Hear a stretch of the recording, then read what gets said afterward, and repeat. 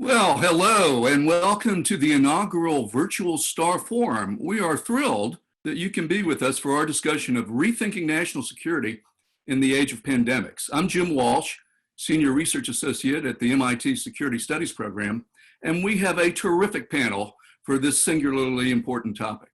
Before we get started, I'd like to thank the MIT Center for International Studies and the MIT Security Studies Program for sponsoring this event, and in particular, I want to thank Michelle English and Laura Kerwin for all their hard work that helped make this happen. There are other great Starr Forum programs in the queue, including one tomorrow, Friday, April 24th at 1 p.m. Amazon Burning COVID-19 Ghosts of the Climate Future. It features Carlos Nobre, Brazil's leading expert on the Amazon and climate change.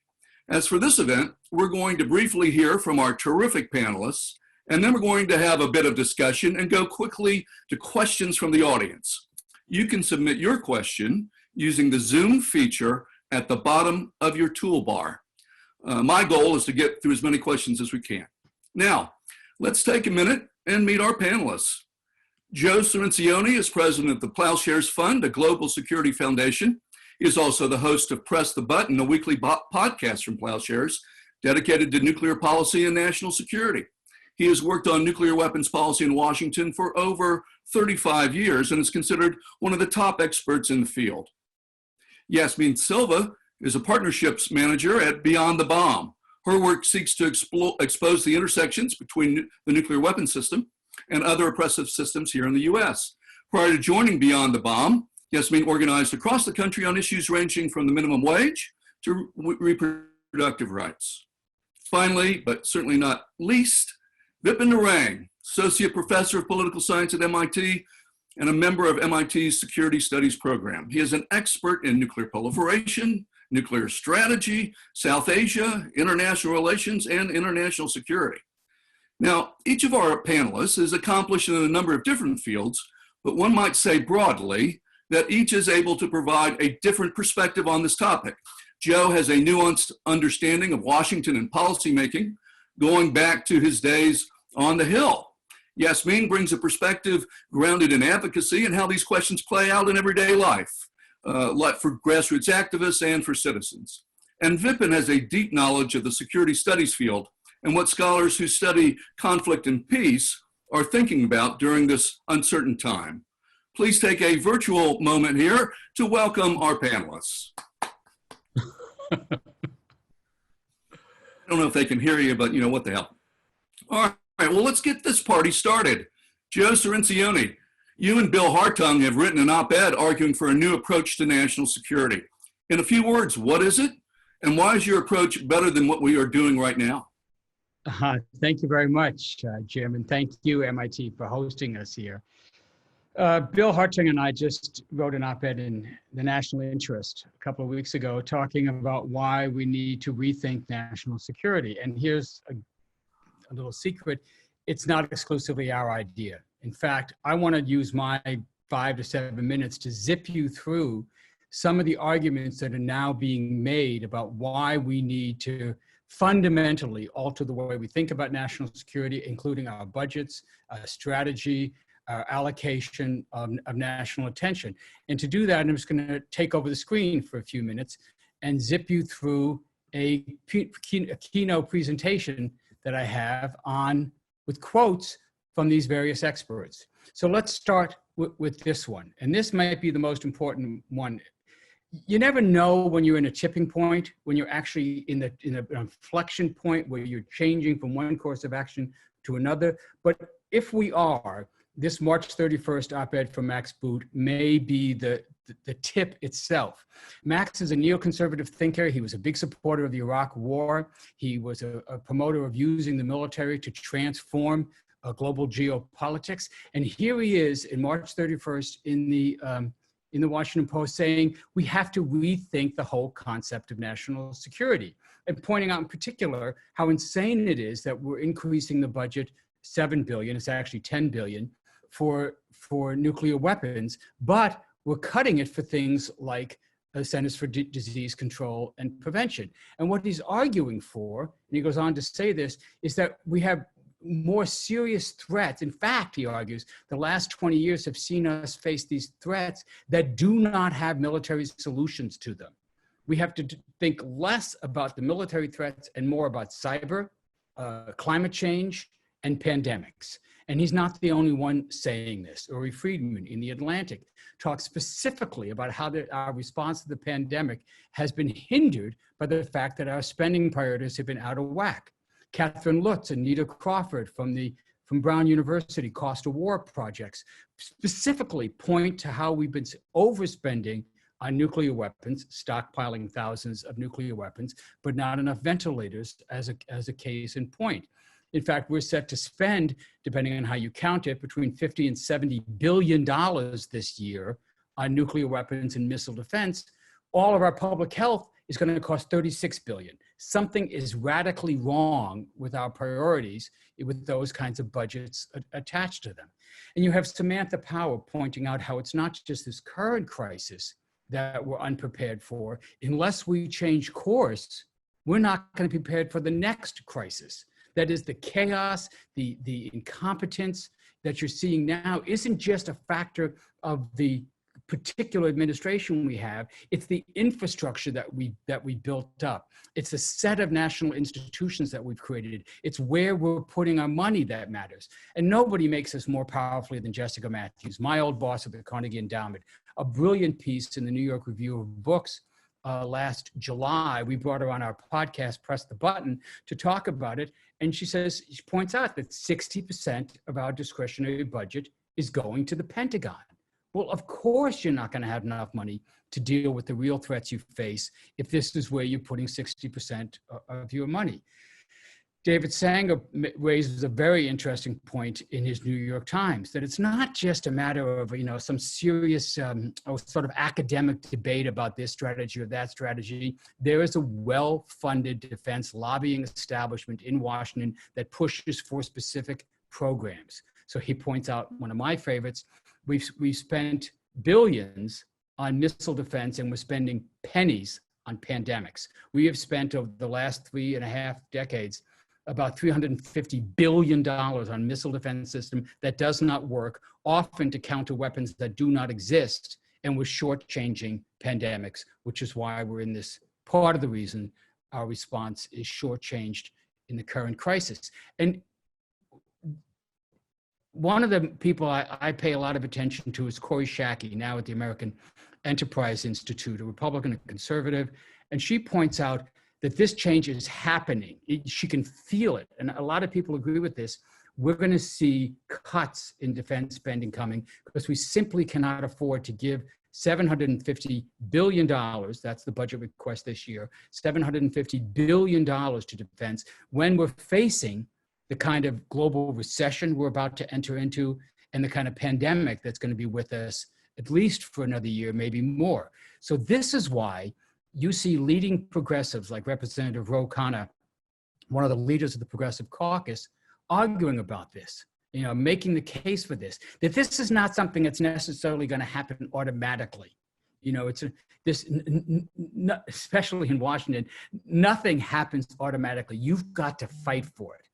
Power never relinquishes without a struggle, never has, never will, said Frederick Douglass. Ro Khanna takes that seriously. We've got to start right now to having a savvier 21st century definition of national security. Jamie Raskin, another leader of the Progressive Caucus, also a member of the House leadership. We just had him on Press the Button last week, talking about this, discussing how the pandemic has revealed that we have huge holes in our social contract. You may remember people talking about this virus as being the great equalizer. It is not the great equalizers. Certain sectors of our society are suffering far more than others. Communities of color are getting much harder hit by this than wealthier white suburbs. Nursing homes, the oldest, the frailest among us, are getting much harder hit by this. We have to be, unless we're prepared to do this again and again in the years and decades ahead, we have to take the opportunity to fix our social contract, to reallocate our resources into where they deserve to be. I think I want to wrap it up here with just, if I can, I have a little problem here. I'll stop sharing the screen and I'll turn it over to Jim again to bring it on. It's a problem that we have that's not just an ideological one, not just a theoretical one. It's also a political one. There are 757 contractors lobbyists working for defense contractors in Washington. The last year we had figures for, the defense lobbyists spent, I think it was $127 million lobbying to get their programs through Congress. That's the whole game. We don't have anything like that on our other side, so we're going to have to make up for it, but with people power, with the kind of organizing that can wrest control even from such well-funded groups as the defense contractor lobbyists. I'll stop there. Thank you, Joe. Quite an assemblage of people coming from very different perspectives. Let me push back. There may be some people in the audience who are wondering, you can't fight a virus with a bullet or a bomb, but if we cut the military, won't that make us vulnerable to threats from China or Russia or Iran or North Korea? These bad actors, they might say, would seek to take advantage of this state of disarray, and we can't afford to let up our guard. Yeah, three things on that. I was just quoted in a USA Today article yesterday about, the headline was, U.S. adversaries are taking advantage of this to press their advantage. I don't think that's true. And you could look at places like China, like North Korea, like Iran. They're not doing anything fundamentally different from what they've done before. And guess what? They're hit by the pandemic as well. So some of the things you're seeing, like Iranian naval patrol boats harass U.S. destroyers, are part of their defensive crouch, not an offensive crouch. So that's number one. Number two, I think we could easily this year cut $30 billion from the NDAA, from the defense budget request. And not only would that be low risk, it would actually make us safer. That this is the case where taking that money away from weapons we don't need and putting them towards the threats that we really face would make us safer.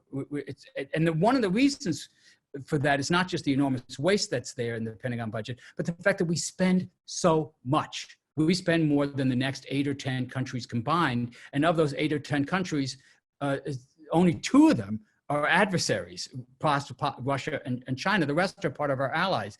We outspend China 3 to 1. We outspend Russia more like 6 to 1. I mean, we have an enormous military advantage over the rest of the world. That's why we can safely cut the budget, transfer it to the threats we really are facing, and be safer, not riskier. Terrific. Well, we'll want to get back and talk more about that, but I want to get to Yasmin.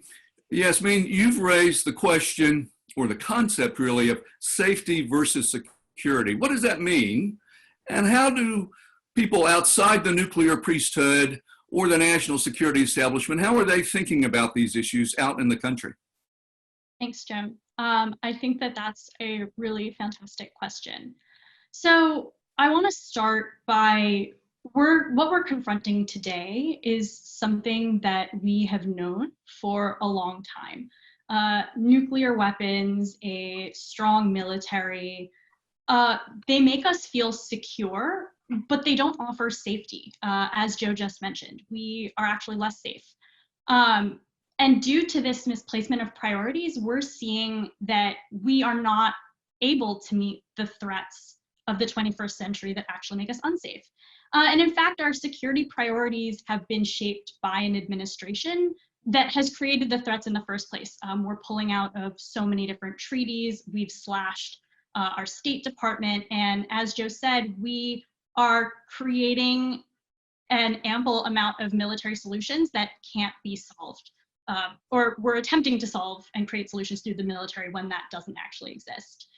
And I want to go to a point that we're talking about national security within the context of COVID-19, but it's really, I think, important to highlight the fact that people within the activist community and organizing community within the United States have been calling for these things, have been calling for a cut in the defense budget have been saying that our priorities have been out of whack for a really long time. To cite one statistic, Columbia actually put out that within a year, over 200,000 people die of poverty or adjacent causes.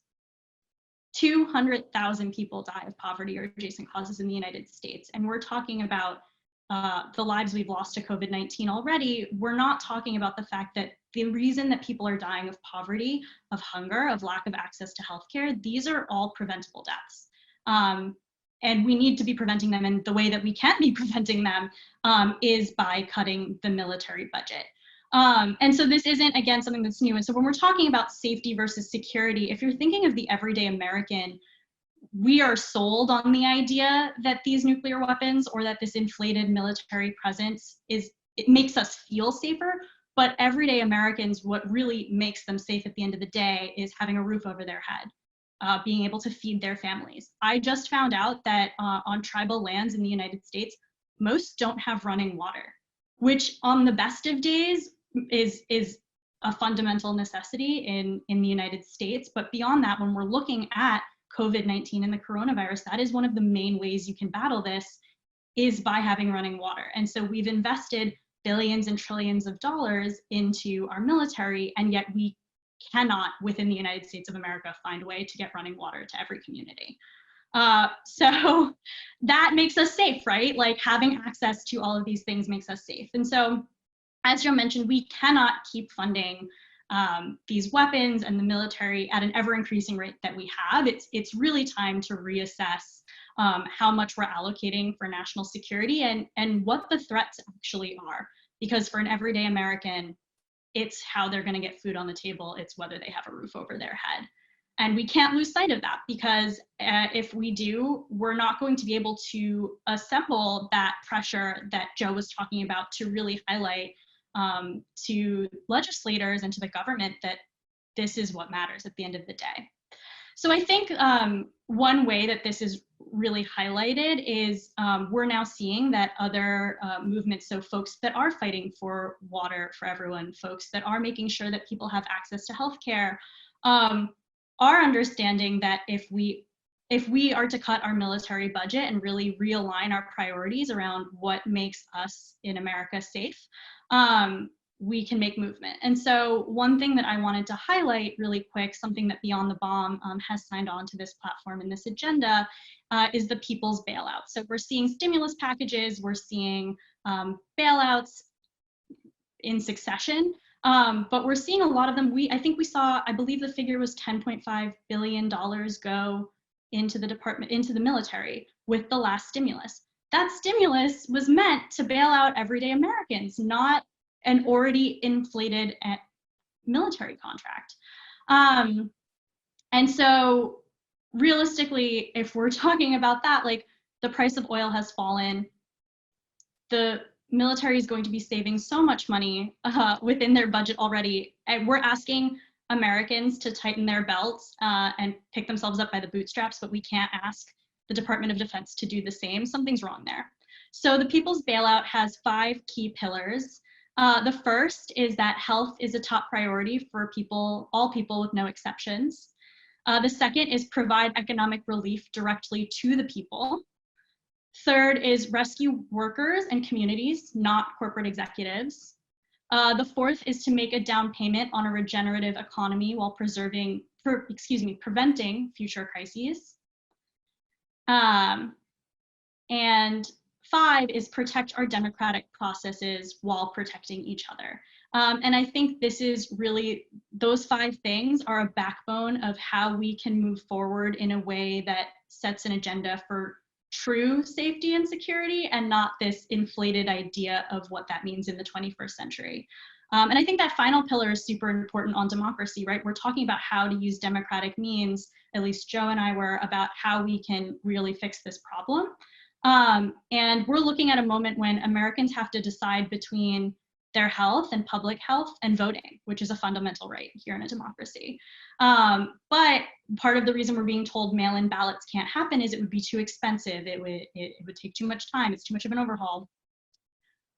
We just gave $10.5 billion in addition to the already inflated budget, I'm sure we can figure out a way to make this democracy function in a way that allows every voice to be heard and allows us to, as a group, voice what we believe our national security priorities are. And I'll leave it at that. Part where you're talking about strategies, you know, I'm sure there are people who have a different, you know, on the opposition activists who are working against all that and for something else, because we live in this time of, you know, hyper-partisanship in which it's virtually impossible to get anything done. How do you get around, you know, as an organizer, someone with an organizing background, how are you thinking about getting around that? Are you thinking that it's about persuading people who haven't thought about this before? You know, and how do you do that in a setting when it's a noisy environment, elections, climate change, lots of things, COVID, obviously, lots of things going on. So just tactically, how are you thinking about that? That's an important framing point. So I think two things on that. One, the majority of people, so the People's Bailout that I was mentioning before, that platform has been signed onto by hundreds of organizations, which represent thousands of people across the United States. So that's no small thing. The other thing is, as Joe alluded to before, I think what we're talking about is people power versus money power right now. I think if you look at a nuclear policy that I'm really familiar with, because Beyond the Bomb works a lot on no first use specifically, over half of Americans believe that if we don't already have a no first use policy, we should. And what that means realistically is the majority of folks are on our side for that and budget measures. And when you look at movements in the past or any people-powered demands towards a government, this is a fascinating figure. It only takes 3.5% of the population to actively engage, and that means calling Congress, writing letters to the editor, talking with their friends and families.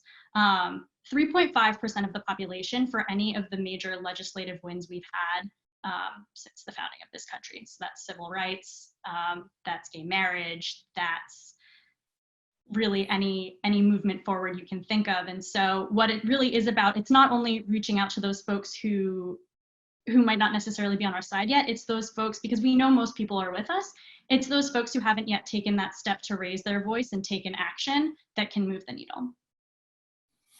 Great, well, thanks for sharing that perspective. Let's get to my good friend and colleague, Vipin Narang. We've heard from someone steeped in Washington and policymaking, someone embedded in the activist community working with citizens on the ground, and it's time to hear what our friends and colleagues in academia have to say. Vipin, I see that our colleague Barry Posen has an article out in today's Foreign Affairs entitled, "Do Pandemics Promote Peace?" And it suggests that pandemics are often associated with less violence between governments. Other scholars who write and teach about international security are starting to have these conversations and looking at the implications of COVID.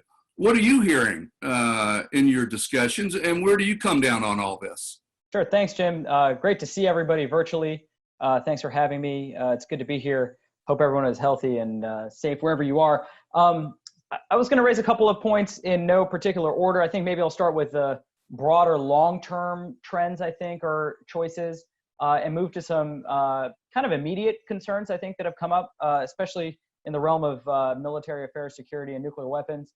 I think the first point is that there will be, I think, a fundamental transformation in how we think about pandemic identification, response, and preparedness, and hopefully at the global level, right? This requires cooperation between China, European partners, the Middle East, India, East Asian countries, the United States, to set up early monitoring capabilities so that when this happens again, and it will because of broader issues like climate change and development, these zoonotic viruses are going to jump to humans again at some point, and we need to be better prepared to identify novel potential pathogens that may make that jump, and then have stronger responses. And that will require money and cooperation. So hopefully, this becomes a transformational moment in terms of pandemic response. With respect to coronavirus right now, one assumption, and this is underpins I think Barry's argument today in Foreign Affairs, is that the economic consequences right now are going to be long term, and there I think was some initial optimism that if and when the world turns the ignition back on the economy, it'll just go back to the way it was. And I'm much more pessimistic. I think this will be a very, very, very long, slow recovery in some sectors. Some sectors will be forever transformed. The airline industry, cruises, higher education, the restaurant business. So many small businesses are being hurt across the world with this shutdown, and the longer it goes, the gig economy. And so the economic consequences of this will be with us for a while. And as countries are dealing with that, it's certainly possible that there's more peace. But I leave open the possibility that some countries that face significant economic downturns may turn to the old playbooks that they've used in the past. And I'm thinking primarily of South Asia, where Pakistan, which is primarily military run, if the legitimacy of the military starts waning because of an economic crunch, the time-tested playbook for the Pakistan military is to start or provoke India. And we saw last year what the consequences of a crisis between India and Pakistan could be, as it came very close to major escalation on the conventional level, and that always runs risks of running up on Pakistani nuclear red lines or deployment of nuclear weapons in South Asia. And so I don't take it for granted that economic shocks necessarily lead to peace. That's one that's one argument, to be sure. But there is an alternative argument that you can have diversionary war incentives also if this economic downturn really starts undermining the legitimacy of some countries and governments. With respect to the United States, the economic downturn will lead to some really hard choices. And when it comes to nuclear weapons, the U.S. has capitalized a $1.7, who knows what will end up being, $1 trillion modernization program for its nuclear arsenal.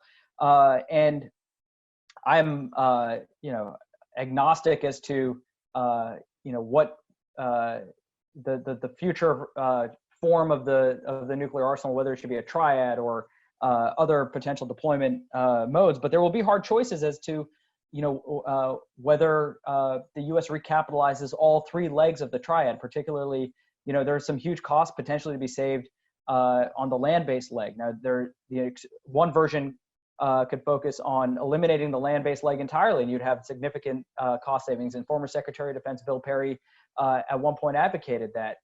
There's also a possibility, instead of investing in a brand new ICBM, which I jokingly and lovingly refer to as the most expensive warhead sponge on the planet, whose existence is literally just to bait Russian warheads, there can be significant cost savings if we just extend the life of the Minuteman III instead of investing in the ground-based strategic deterrent. So there are going to be some really hard choices when it comes, especially the nuclear enterprise, which is what my area of focus is. And there are some costs to be saved there. Major costs if we radically approach the future of our nuclear force structure. But I think some significant costs if we think about how to more carefully allocate resources to best achieve deterrence at levels that aren't excessive. And I think a lot of countries are going to have to face it. I think the modernization programs in Russia and China will also be affected by their economic, the contracting economies of all of these states.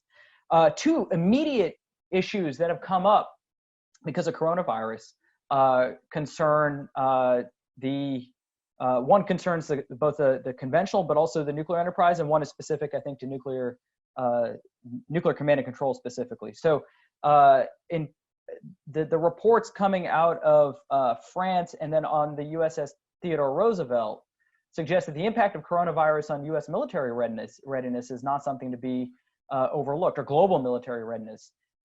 In the case of the USS Theodore Roosevelt, you had 20% of the crew that had tested positive for coronavirus, and there were reports that it started with incapacitated a large portion of the crew that focused on the nuclear propulsion piece of the nuclear powered aircraft carrier. And that's a very highly specialized crew. It's a very highly specialized capability.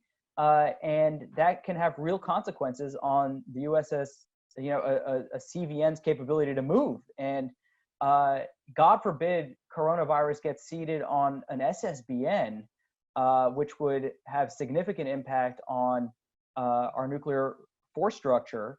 And if a ship is bad, a submarine or a cruise ship is bad, a submarine is worst case scenario because the virus would just rip through an SSBN. And so military readiness becomes a problem. The Charles de Gaulle had 60% prevalence. And so real readiness issues start being affected by the pandemic. And that may persist with us until there's a vaccine. So that may be a 1 to 2 year issue. The final issue I want to talk about was this issue of nuclear command and control. And this got raised when Boris Johnson was put in the ICU. The British have a system to deputize nuclear command and control if the prime minister is incapacitated, but some countries may not. And this was raised recently with the rumors of Kim Jong-un potentially passing away or being incapacitated.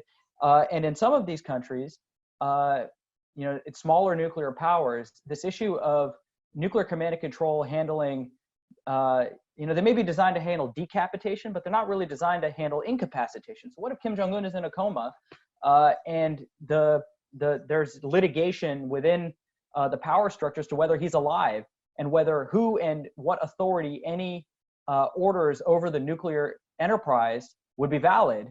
And there may be questions thrown up in particularly personalist regimes like North Korea about the status of nuclear command and control if a leader is incapacitated. Now, in Kim Jong-un's case, it seems to be, there are a lot of rumors and no confirmation, and it seems to be unrelated to coronavirus, although we wouldn't know anyway if it was. But it is entirely possible, given the age structure of the leadership of the world, that you get to a point where there may be incapacitation of leaders in a nuclear weapons power, and that would raise a lot of concerns and questions about what nuclear command and control looks like. So those are just several topics that have come up that I've been hearing about. Some are immediate, command and control and readiness. Some are longer term. How do you allocate fewer resources for modernization programs? And a much broader one about redefining security to include things like climate change and pandemic response, because this has had a crippling effect on the globe and will continue to do so for the foreseeable future. So I'll stop there and look forward to everybody's questions and comments. Good. Vipin, I can't let you go, though. You're without one additional question.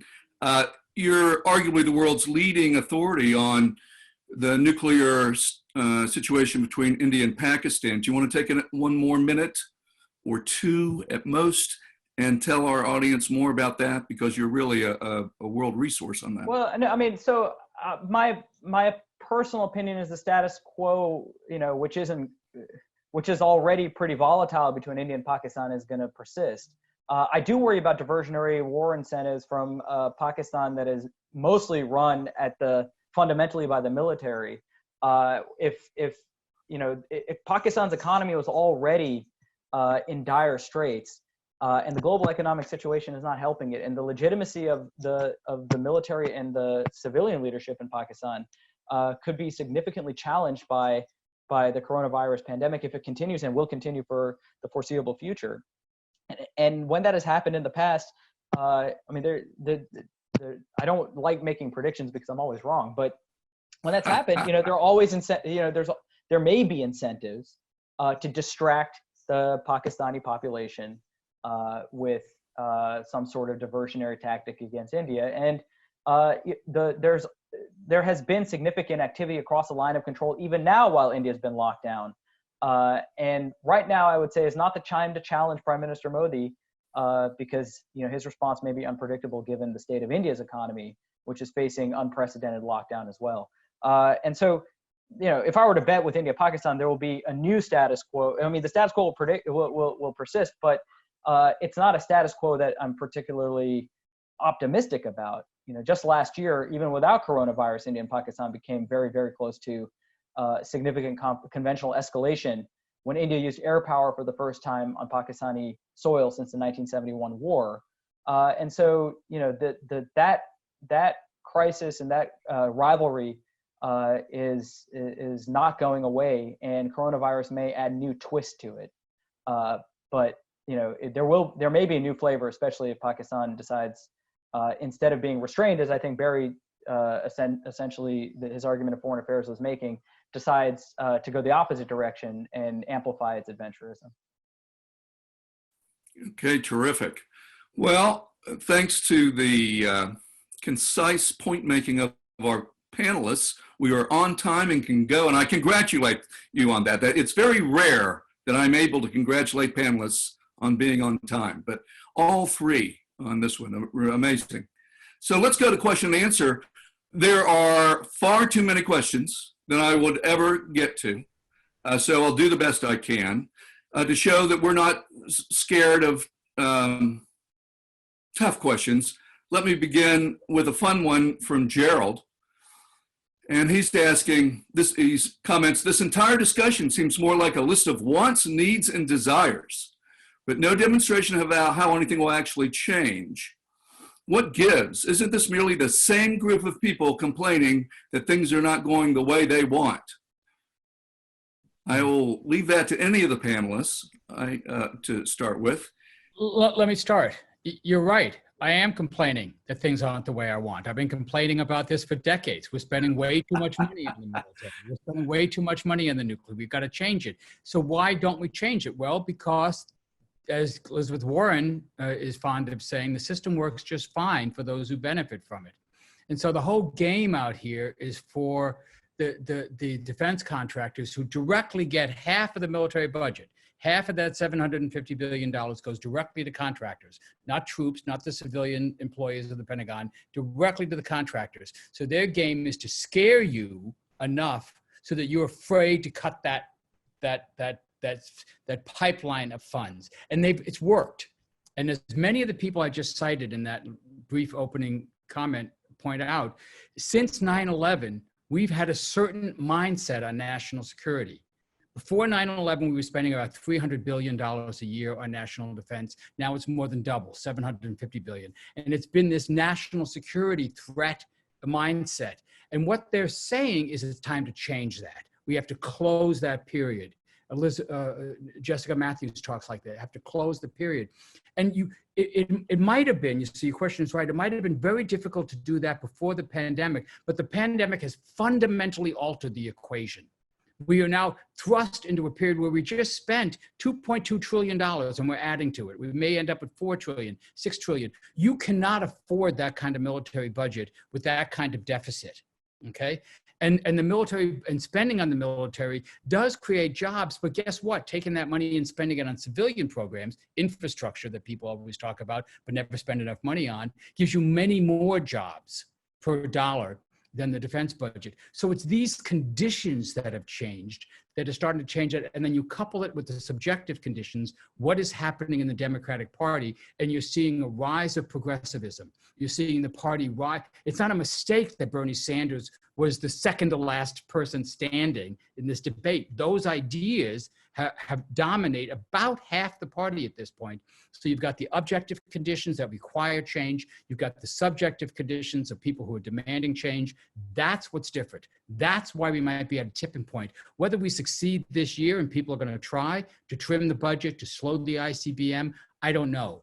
But the House is probably going to be the proving ground for these ideas. You will see this contest in the House, and if a Democrat takes the White House, bang, the people who are in this fight are going to be demanding that change.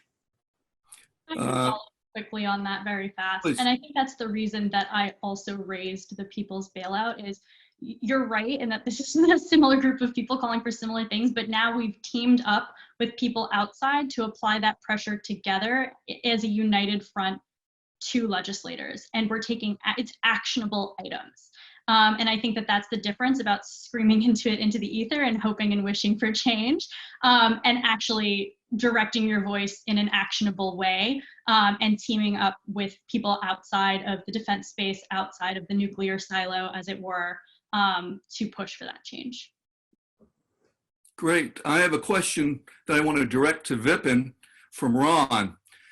With regard specifically to national security, might the pandemic be an impetus more for international cooperation by thinking of public health as a global issue? Might this tamp down inter-nation adversarial thinking, or is that naive? Is it just as likely that there will be an increase in xenophobia throughout the world, leading to more tension? So Vipin, what about the sort of cross-cutting impulses toward? I think, you know, given the current leadership configuration across the world, it's interesting that the response was, you know, everybody's shutting down their borders. Rather than assuming that a virus, you can't contain a virus in a globalized world, they've tried to de-globalize the world and have failed at doing so, right? So this idea that we could shut the borders and be immune to the virus was mistaken from the beginning. And now we know that, you know, China probably didn't know what it had on its hands until, you know, several weeks or months into the pandemic. And by then, it had already seeded all over the globe. And the only realistic solution is greater cooperation, especially in an interdependent world, to have better monitoring and response to what is, I think, inevitable. Because the response to close off the borders is futile ultimately if you have any sort of travel between international destinations. So I do think that there's a tendency to, you know, this racist, xenophobic tendency to blame China, which is fine. I don't think the Chinese response was perfect, but I also don't think, you know, it's certainly not a bioweapon. It's not anything malicious that the Chinese, you know, released on the world. They got hit by it, you know, just as bad as everybody else, and will continue to face the economic and human costs of it. But this idea that you can, you know, isolate yourself entirely from the rest of the world in the modern world is just not realistic. And we know that this effort failed. It plays well, you know, for domestic political base for some of these leaders, but it's not a realistic response. So I hope that you know, there's a recognition that these will happen again, and the only way to really stop them is to have cooperative monitoring and response. Terrific. Another question from Alec. And let me say that I am doing a terrible job of managing these questions. This is far harder than you realize. Okay, question from Alec. And this sort of gets on as the last question did too. You know, when we think about national security, there's the supply side, the budget, and then there's the demand side. You know, what's the nature of the threats that we face, and then the question of how best to solve those, whether military means are the best or a combination of other things, blah, blah, blah. Here's an interesting one from Alec in that regard.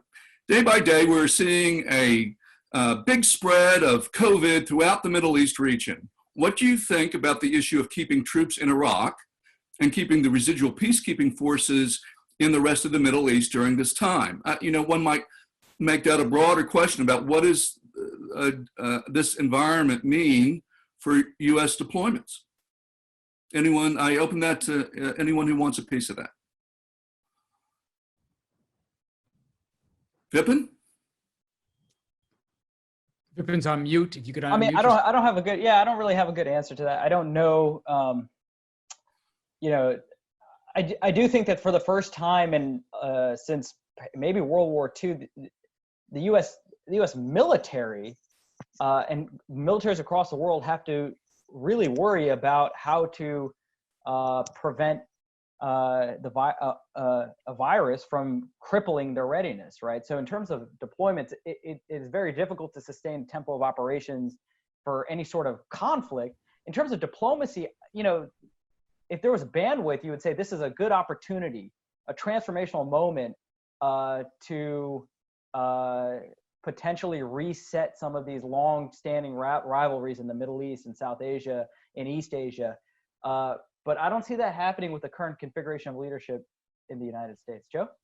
Yeah, just very briefly, the USS Theodore Roosevelt situation sort of makes a point about this. The Captain Crozier was desperate, telling people, look, we've got to pull into port. We have to end this patrol. And the acting Secretary of Navy said, no, you can't. We need you on that watch. We're in a warlike situation, is his words, and we need you to deter China. No, we don't. No, we don't. The carrier task force pulls off. They finally get to Guam. They finally give the sailors the health care they need. China hasn't taken advantage of that gap in our naval picket line. They're not waiting to bust out. We basically we're overcommitted. We're over deployed. We have too many bases. We have an exaggerated sense of what we need for a wall to protect ourselves. And it turns out we can perfectly adequately take care of our defensive needs with far fewer forces, far fewer weapons, cheaper weapons than the ones we have currently deployed. And in so doing, we'll free up resources that we can apply to the gaps in our defenses on pandemics, on climate change, on social justice, for example. Terrific. Am I freezing? Can anyone tell me that? Oh, you're good. Not. Okay, great. Let me go to a question offered by Anonymous. Isn't the pandemic expanding the power of authoritarianism? And how do you propose that we combat this with this domestically focused wish list? See, that's the. Let me give Joe. Let me interrupt. So let me give since you just let me give Yasmin a crack at that if she's interested, or Vipin. I think maybe the person who was asking the question was focusing more on China or other countries, but I don't know if I would go so far as to say authoritarianism, but I think what this is highlighting is an erosion of some civil liberties here. I was mentioning before voting, right? Like right now we have to decide between voting and public health. And so I think that in any country, there is an opportunity to use this in a way that is bad or use this in a way that is good. And I would say that we in the United States are lucky enough to have an opportunity to seize on this and expand our social contract, as Joe alluded to in the beginning, in a way that I think is good. But it could be used either way. I'll leave the international side to either Joe or Vipin. I'll just quickly say, Vipin, what do you think? There's some sense that this might lead to some power grabs or consolidation of government authority. No, yeah, I let me just quickly say that I think coronavirus has provided the perfect excuse for certain strong men, and they're mostly men, in some countries, to take steps that they've always wanted to take but lacked the pretext to do so. So, the immigration ban that Trump tweeted about. How does suspending green cards for 90 days make us safer or in any way help fight the pandemic? It doesn't in any, and given the exceptions, it's just a sop to his base. But this is Stephen Miller's, long-standing dream to basically curb legal immigration. And that has nothing to do with the pandemic response. It has nothing to do with, coronavirus. It's something that the Trump administration has people within the Trump administration have long wanted to do. So they made an excuse to do it. There are some concerns in India, for example, that Modi's excessive lockdown is an attempt to trial run what a lockdown might look like if you wanted to do it in the future. And so it may be giving certain leaders with authoritarian tendencies, even in democracies, the pretext they need to test drive certain policies that they've wanted to, but have been unable to do so because they've lacked the pretext. Great. Well, we're unfortunately careening towards the close here. So let me get one more audience question in, and then we'll close with a speed round of concluding thoughts. But Charles, and again, I apologize to everyone. I did the best I could, and I'm just not very good at this. Charles asks, although most experts agree that COVID-19 was not created in a lab, does the fact that the virus has successfully closed down and weakened the world's strongest powers prove the efficacy of viruses as a biological weapon? If so, does that mean the military should start to take part in preparation for the next pandemic and also a possible military response? Should we get back in the BW business again is the question. No. Okay, well, This is a terrible, first of all, on this one, this would be a terrible bioweapon, right? I mean, for a state to focus on a pathogen that was this transmissible, that would blow back against the state. There's no evidence, first of all. I mean, let's stipulate there's no evidence that this is a bioweapon. Almost every credible scientist believes it's naturally evolved. NPR did a report today that challenges and debunks the notion that it was even an accident out of the Wuhan lab. Nature is an efficient developer, and this virus has evolved over how many mutations over how many years in zoonotic species like bats, and then jump to humans. It's happening because of climate change. It's not because of any human effort to develop a novel pathogen. And I think this shows, in fact, that if this was a state developed, no state wants to see this, because there's no way to predict that if you unleash a pathogen like this on the world, that you won't be hit worse than everyone else. More competent administration that would have stood up testing and tracing early on could have escaped the brunt of this lockdown, and the US would have actually come out ahead. So the idea that, and China would have gotten hit first because it was dealing with it and didn't know what it was dealing with, whereas over time we learned how to also treat the disease and manage it and prevent its spread. So the idea that China could, or any country would unleash this, face the blowback, and potentially come out worse, I think mitigate or militates against the idea that bioweapons might ever be effective as a tool of state power. Now, terrorists may be interested in it, but good thing is terrorist organizations can't develop these kinds of pathogens in all likelihood. Joe, you want to get Yasmin? I'm gonna have to hold it there because. Well, Joe wanted to get in. Just let him get in. We got time. It's okay. It's a virtual event. Real quick, in the 1950s and 60s, almost every major country developed biological weapons programs. We had the best. We had enough toxins and viruses to kill every man, woman, and child on Earth. And in 71, Richard Nixon decided we didn't need these. He unilaterally disbanded the bioweapons program, in large part because of what Vipin just said. This is a terrible military weapon. Blowback. How do you weaponize this? Look at the way the virus is spreading. It's not just spreading in a warhead. You need a living being to transmit this virus. So they're impractical weapons. The military was happy to give them up. He negotiated the Biological Weapons Convention. Nobody admits to having biological weapons now. That's not to say there aren't some, but they're generally taboo. They're frowned upon. Nobody has it. But the way that question is phrased, what you're thinking, it indicates the mindset we have to break. If all you have is a military, if your chief instrument is a military, then you look at every problem that it has a military solution. The pandemic does not have a military solution. The rise of authoritarianism does not have a military solution. And that's why we have to get away from this mindset we've had for the last 18 years, get away from the idea that the US military could be the chief instrument of change in the world, and look at the other things we're really faced with, and to start moving our resources, not abandoning the military, but restoring the balance, restoring it to its proper role in the mix of tools. We have to use all the tools of American military power to confront the changes that we really face. The challenges we really face. All right, great. So we're entering what is the lightning round, though there will be no prizes.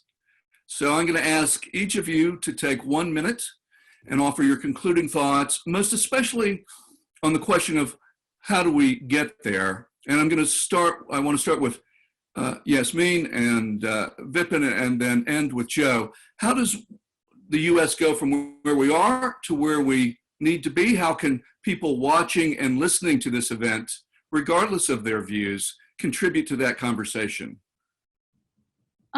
Quickly, to kind of actually build off the last question as a means to answer your question. I think regardless, as Vipin said, this pandemic, it's Mother Nature, right? But this is going to happen again, and we do need to be prepared.